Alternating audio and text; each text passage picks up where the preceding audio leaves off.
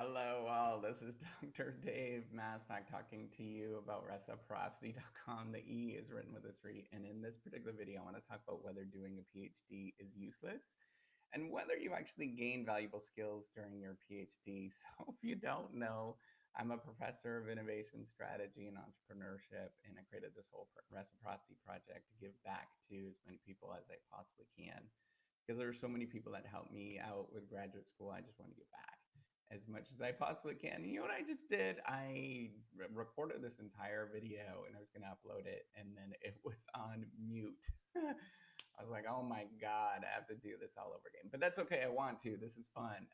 This kind of stuff happens with doing these YouTube videos. I've come to realize, somebody will call or something like that. But anyways, so with that. So, anyways, uh, what I want to do is answer the question: is doing a PhD useless? And it's like doing these YouTube videos as well. You have to kind of think about whether you're doing these things actually makes a difference, because these things happen on a regular basis, and you're kind of pushing through something that's really tough, and it's not a smooth process in any sort of way. And I would argue it's absolutely one of the best things that you can possibly do is to push forward through some of these things and sort of classify and make sense of what skills you're gaining with doing a PhD. So yes, a PhD can sometimes, you could do a PhD that doesn't necessarily have demand in the marketplace, but there's lots of things that you learn along the way that help you. So it's the same with doing these YouTube videos, right? That I'm gaining sort of public speaking experience and stuff like that, and sort of letting some of my barriers down with all of that. So what are the valuable skills that you gained with a PhD? Never mind YouTube videos.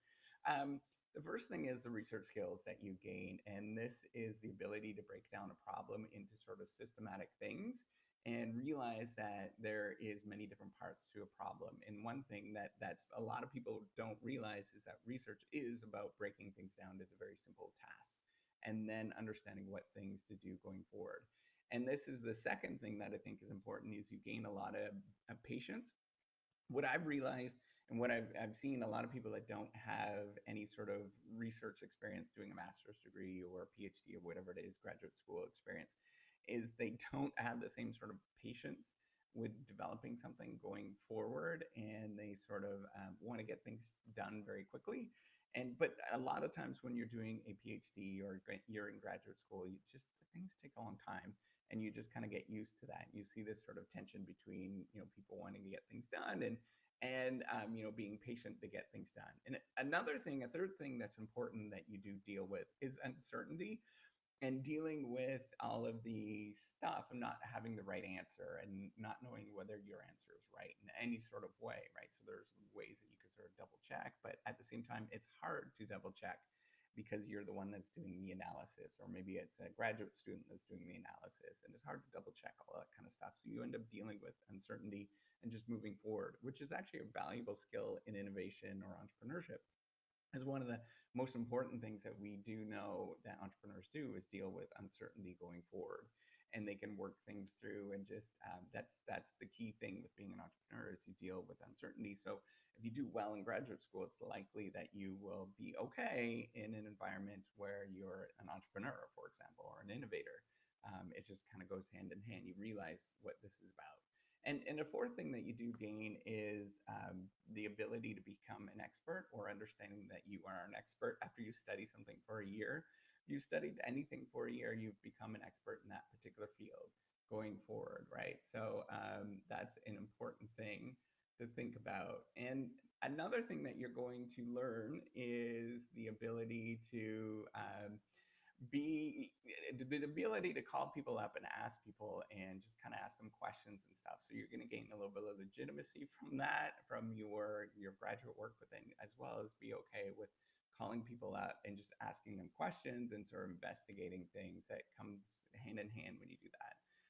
You also gain a very valuable network, and you gain these skills that allow you to contact this very valuable network of smart people. When you're in graduate school, there's a lot of smart people that are around, and you just get to know them, and that helps you going forward when you ask questions. And this is really valuable in the marketplace, having this sort of network, because then you can call on people about how to problem solve something in the marketplace, and they're liable, or they're likely to help you out. There's a tremendous amount of research on this within management and innovation research that actually does benefit you to have a very large network of very smart people. And the last thing is you learn how to start at the bottom with everything. So it's just like this whole reciprocity project.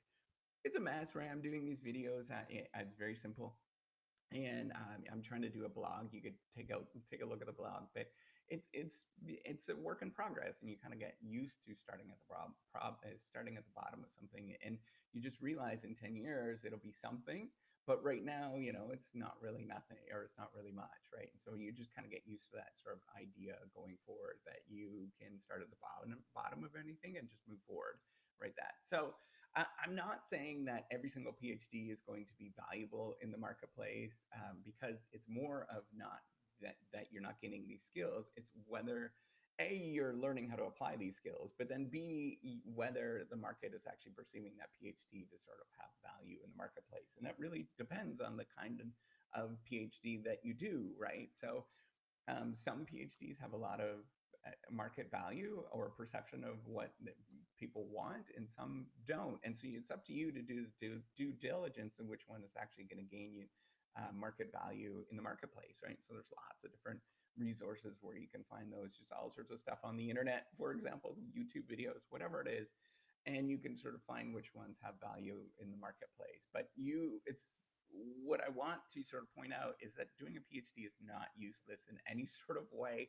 You gain a lot, a huge amount as a person, as a potential job candidate going forward. And you have to sort of recognize that those skills are very valuable, and how you frame those skills is going to benefit you in the marketplace. So if you like this video, give me a thumbs up. Do subscribe to the YouTube channel. Take care, and have a wonderful day. Bye.